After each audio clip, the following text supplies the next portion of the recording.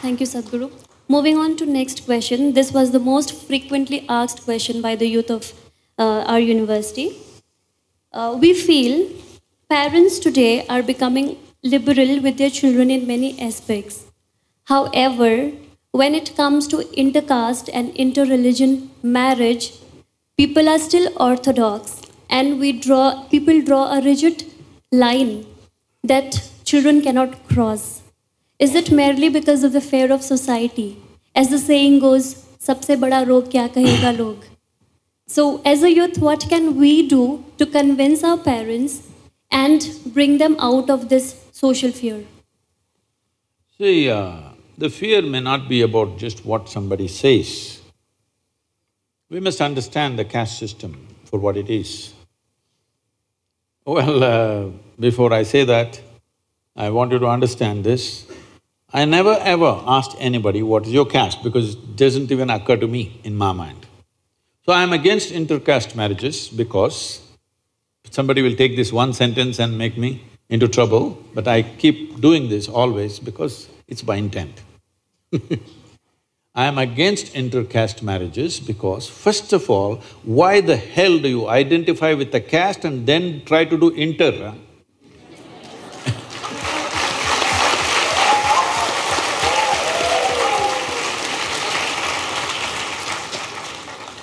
When I was young, if I wanted to marry somebody, I won't even bother what the caste is, I never asked. Actually, this happened to me.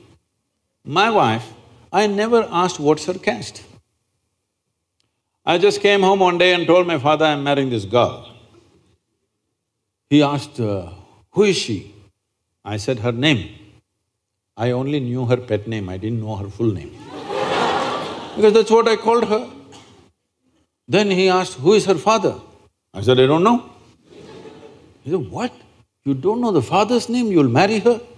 I said, I wish to marry only the girl.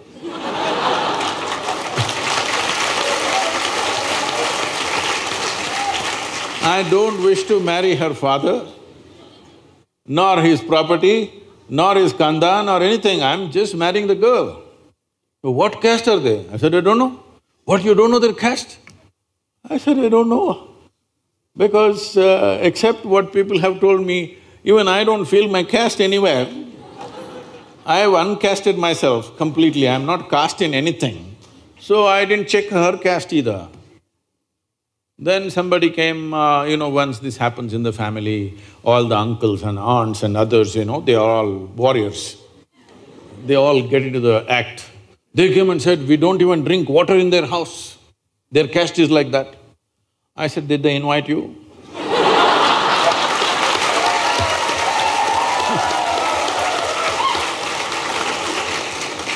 They have not invited you to come home. Only after they invite you, whether you want to drink coffee or whatever, we will see. Right now they have not invited you, nor am I planning to take you to their house, nor am I planning to go to their house. I'm just marrying the girl. They couldn't believe it. I said, how can we do this? Our families can't sit together, they're caste. I said, I never said I'm inviting you to my wedding either. So, I just declared to my wife, I said, you're my wife, that's it. She said, this is all no witness, no arrangement, no garland. I said, see, no bloody witness can ever hold me to anything. When I say something, that's it. I will not go back on it. I said, I'm married to you, this is it. So I just came and announced to everybody, I'm married. They said, when, where, how? That's not your business. This is my wife, then that's it. So I'm saying, first of all, why do you caste yourself and then why do you intercaste yourself? Not necessary. But there is a social situation, that is, in this country, why this caste system stuck on like this is, this was the only means of transmitting skills. Suppose your father is a goldsmith.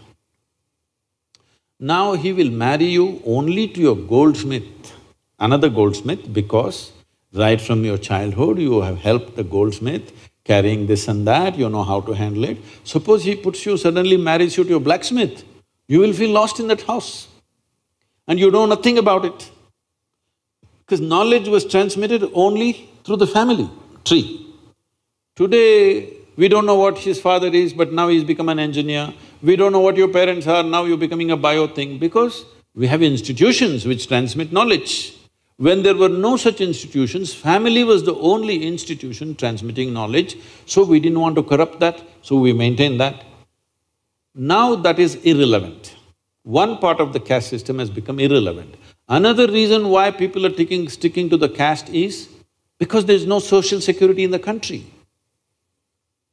If tomorrow something goes wrong with your life, okay, you married some strange boy, and if something went wrong with your life, you fell ill or he fell ill or accident happened, something happened, now the only people you can fall upon is your clan. You go and knock on somebody else's door, they won't open their door. You have to go to your caste. If you say, I belong to this caste, they'll say, come, we'll do something for you. So this is the social security you still have. So in urban areas, it may not matter because you have insurance and this and that, but in rural areas, if you just break away from your caste completely, you are completely on your own. If something goes wrong, there's nobody going to stand up for you. So this is the social security system. Don't try to worry about this destroying caste system by intercaste, all this.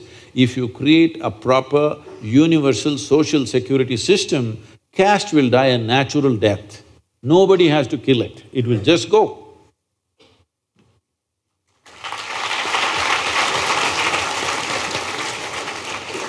Sadhguru, this is the final question of the round.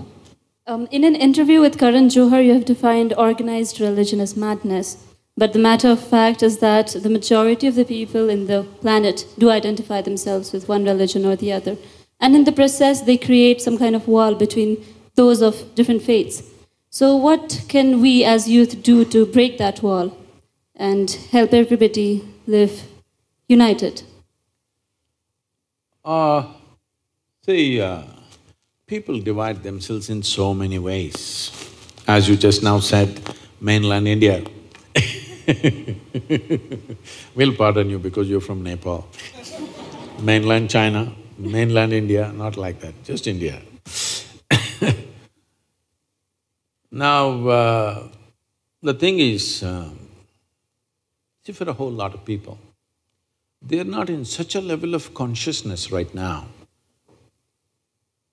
If it comes to me, I'm like this, I have no struggle within me for anything. So I don't look up, because I know the planet is round and it's spinning. If I look up, I'm looking up in the wrong direction. But for somebody else who is fearful, somebody else who's not figured their life, for them just believing there is somebody up there gives them solace. They're going to open the psychiatry department. But you will see psychiatry is very inefficient because you can treat only one patient at a time. And you need lot of furniture like this, you need a couch, But now, God is holding your hand, don't worry. A whole lot of people, they're managing their psychological balance. It's true or false is not your question. The question is whether it's working or not working. It's working on one level. Yes or no? A whole lot of people will be cracked up if they don't have something that they believe they're holding on to. If that is not there, they will crack up. Because not everybody is on a spiritual path, not everybody is so organized within themselves that they will handle things out of their own conscious intelligence. They need something to lean on. Why people are leaning upon each other, why people are making… See, freedom is the most valued thing in the world, but still most people are trying to build bondages among themselves. Why? They need somebody to lean on, isn't it? So when all these people fail, they need somebody else to lean on. So, what you call as religion is a certain belief system. Belief is a very inexpensive and efficient psychiatry. It helps people to stay. Most people will lose their mind if there's nothing to fall back on. Isn't it so? But as a human being evolves from belief to knowing, then it'll naturally go away. The entire movement that I'm doing right now is a movement from religion to responsibility. What this means is, religion means God's will. When is it God's will? When things go wrong. Yes? It's also an insurance for failure. When things don't work out, it's God's will. Otherwise, failure will poke you and poke you and poke you. In case she doesn't respond, it's God's will. Yes. No, it's her will. Now, if you take away this aspect from people, a whole lot of people will get confused and suffer immensely. You must evolve with society from religion to responsibility. What this means is that you are willing to see that your destiny is your making. It'll take a certain amount of organization for an individual human being to come to that. In this culture, forever we have thought that, because in this culture there is no the God, anybody. There's never been. All the people that you worship in this culture are people who walked this geography. Whether Rama, Krishna, Shiva, anybody you take, they all walked this land at some time. And they were not even a super success. Nor did they do anything superhuman. They did not drop from the sky, they did not fly in the air, they did not walk upon the water, nothing. Drudgery, daily. All kinds of troubles in their life, daily. More trouble than any of you will go through. All kinds of things. You look at Rama's life, he's still having real estate issues.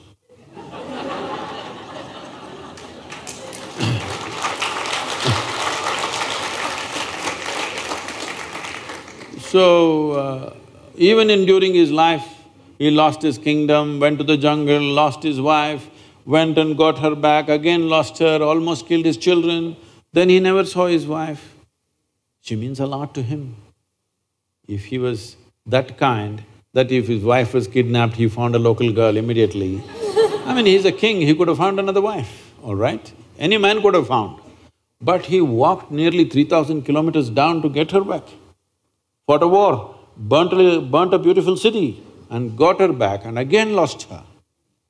This is not a successful life, but the reason why we are bowing down to him is because no matter what life did to him, he stayed free. He did not become resentful, he did not become hateful, he did not even become reactive to anything, nor did he become a recluse. He participated, fulfilled all his duties, whatever he has to do, all his responsibilities as a king.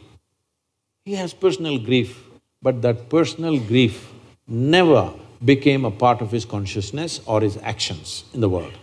To such an extent, when he came back after killing Ravana, he wanted to go for 1 year of penance in Himalayas. His brother Lakshmana asked, "Are you crazy? This man kidnapped your wife and after so much difficulty we got her back and now you want to do penance for having killed him?" So Rama said, he had 10 qualities. 9 are all treacherous qualities. I don't mind killing them. But one aspect of him was he was a great devotee. Unfortunately, I had to kill the devotee also. For that, I want to do 1 year of penance. Because the man is free from all these things, when one is free, in this culture we say he is attained to mukti or moksha. The highest value has always been liberation, not God, not heaven. Always liberation. Freedom has been the highest value. Because of that, we worship him, look up to him. We didn't say he is the God. He is somebody worth emulating because he represents freedom, no matter what. So this is something you must understand. You cannot decide what life throws at you. But what you make out of it is 100% yours, isn't it? So the important thing is that you must grow. If you want to grow with God, please grow with God. If you want to grow without God, you grow without God. But you must grow. That is, you must grow towards your ultimate freedom. That's important. So, what you call as religion never existed in this land. various kinds of spiritual processes. And anybody who emulated, who was worthy of emulation, we started worshipping all of them. Today, a lot of people are worshipping Tendulkar as cricketing god. See, it's very appropriate for this culture. If somebody excelled in something beyond what you consider normally as human, we say he's a deva, okay? Arjuna is worshipped as a… yesterday I was at the award ceremony, Arjuna award for everybody. Simply because he excelled in archery in a certain way, now we're saying he's an archery deva, okay? So if you excel in your microbiology, we will say you are a microbiology. This is happening in the world. See, here we are doing it culturally, but is it not happening everywhere? People are almost worshipful about Albert Einstein, aren't they? People are almost worshipful about Mahatma Gandhi, aren't they? People are almost worshipful about Nelson Mandela, aren't they? Because when some human being exhibits certain qualities which is above what we consider as a normal human being, then we bow down to that. This is not… here it is consciously done, but in every culture people will naturally do it, isn't it so? So this is a religion-less, God-less land. Here we always told you, your life is your karma. Did we? This means your life is your making. There is no Uparwala managing you. This is the only culture. Only thing is, does it mean to say, I created the whole universe? Obviously it was here before you and me came. So there is a dimension of intelligence making this happen. Where is it? What did you… okay. What do you have for lunch? Okay, I'm sorry, breakfast. Chapati. See, does she look like a chapati? She eats a chapati and she becomes like this. There is an intelligence within you which can make a chapati into a human being, yes or no? A simple dough, wheat, flour and chapati into such a complex machine, yes or no? Is there an intelligence like that here or not? This is the biggest mistake we made in the world. People went about describing God means love. All the people who lack love in their life, they said God is love. All the people who are fallen, they said God is compassion. All the people who are hungry, they said God is food. But if you don't subscribe to any of these things, if you open your eyes and pay attention to everything in this universe, if you look at this flower, if you look at this leaf, if you look at everything, you look at a tiny ant, how it is made, if you pay enough attention, there is a tremendous intelligence, isn't it? Hello? But nobody said God is intelligence. This is the biggest mistake we've made. The reason for human stupidity is just this, we did not identify divine as the highest level of intelligence. But that's what it is. If you don't believe anything, if you just pay attention to creation, do you see an intelligence beyond your brains everywhere? In every leaf, every flower, every ant, every microorganism? Yes or no? You're looking in the microscope? Yes. Do you see tremendous things right there? Yes. If you pay attention to the universe, including your own body, you would see there is a phenomenal intelligence functioning right here, isn't it? If you identify with that intelligence, if this intelligence which can make chapati into a full-fledged human being like this, if you even find conscious access to even one drop of that intelligence, you will live magically, isn't it? Not miserably. So miserable people are always looking how to fall back on something. They need a fallback. And those who may have made a misery out of their life, they want to go to heaven. Yes, those who made a hell out of themselves, they want to go to heaven. But I'm asking you, is it true that all human experience is coming from within or outside? Coming from within. What's coming from within you must happen the way you want it, yes or no? What's coming from outside, I cannot determine because somebody else, something else throws those things at me. What's coming from within me must happen my way, isn't it so? What's coming from you, I cannot decide. We don't know what you will do. But what's coming from within me must happen my way. If this one thing, if you take charge, you will live a blissed out life. When you're blissed out, you will not want to go to heaven. Only those who have made a hell out of themselves want to go to heaven. So religion has come out of these belief systems simply because of the ignorance of how life is made. So the entire movement is to move people from religion to responsibility. This does not mean we want to destroy some religion, no. A whole lot of people right now need that belief. If you take away that belief, they will be shattered. Yes or no? It is like when you were a child, any of you can answer this question. When you were a little girl or a little boy, what did you play with? A toy? No. Do you remember any one important thing? Usually in the West, it's all teddy bear or something like this. You had a teddy bear? You had a teddy bear. Yes. When you had the teddy bear and hugged it and walked around, it meant a world to you, isn't it? At that time, if I came and snatched the teddy bear and took it away, probably you would be scarred for life, isn't it so? For always you would remember, this man came and took away my teddy bear, hurt deeply. But since then you have grown up, do you remember where the teddy bear went? No. Somewhere as you grew up, religion should fall off like that. If you take it away, it's going to shatter people. It's not good to do that because it's serving a certain purpose. It is serving a very important purpose in human societies. You can't just take it away. If people grow out of it, it's wonderful. But this doesn't mean you become an atheist. See, there is no difference between an atheist and a theist. A theist believes something that he does not know in a positive way. An atheist believes the same thing in a negative way. Both of them are not sincere enough to admit we don't know. Actually, you do not know. Hello? There were two brothers. There were two brothers, little boys, highly energetic boys. When young boys are very energetic, they're in constant trouble. So they're always into some mess. Parents are very embarrassed, log kya bolega.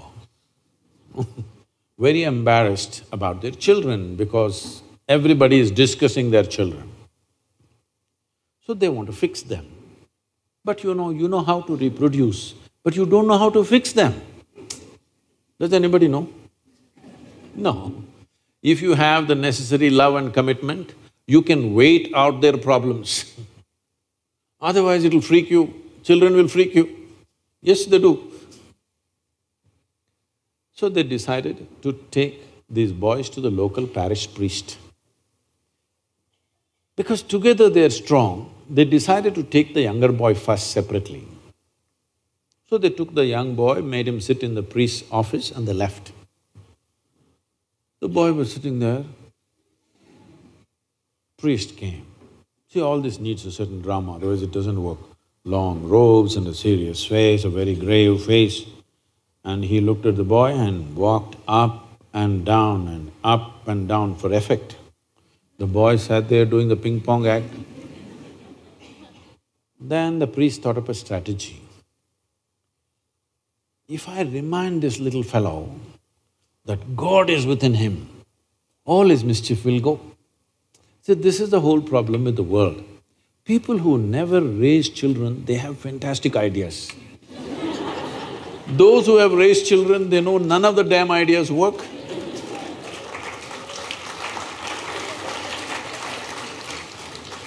So, he thought up this strategy and suddenly with a booming voice he asked, "Where is God?" The boy was bewildered, he looked all over because he must be somewhere in the priest's office.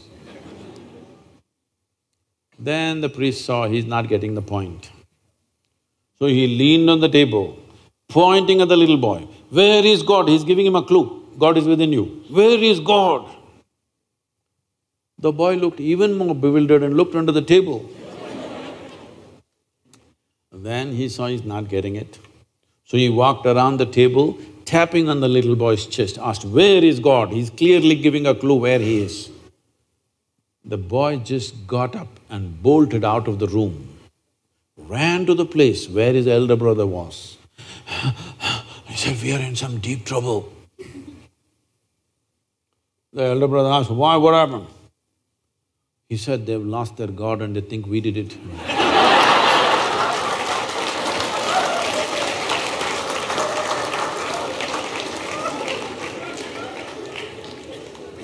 I am not taking away anything from you.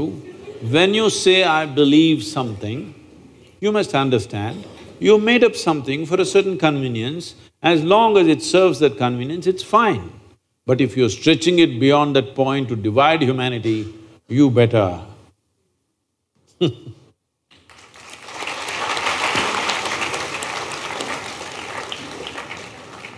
Thank you so much, Sadhguru.